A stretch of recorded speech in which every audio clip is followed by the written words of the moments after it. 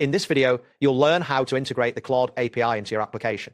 By following these steps, you will set up a project folder, initialize your app, store your API key, create the integration code, and run your integration. Begin by creating a dedicated folder for your app integration. Open your command line interface and type mkdr Claude API app to create the folder. After the folder is created, navigate into it by entering cd Claude API app. This will set the context for your project. Next, initialize your app. If you are using Node.js, execute the command npm init-y. This will create a package.json file with default settings to enable HTTP requests. Install the Axios library by typing n. After setting up your application, you need to store your Claude API key securely.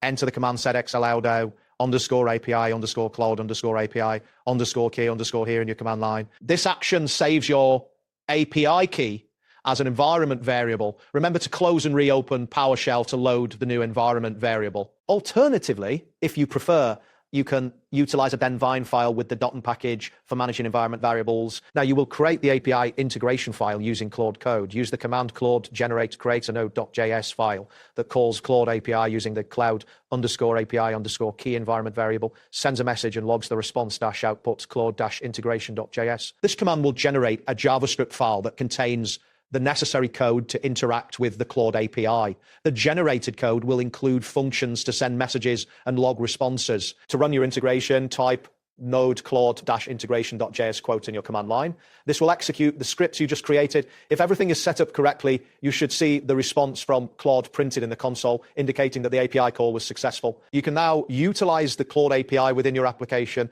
The API can be integrated into your backend logic to respond to user messages or generate content. Additionally, you can call your backend route from the front end or use it in automation scripts for tasks like generating reports or summarizing text. To finalize your integration, commit your changes. Start by initializing a Git repository with the command git init.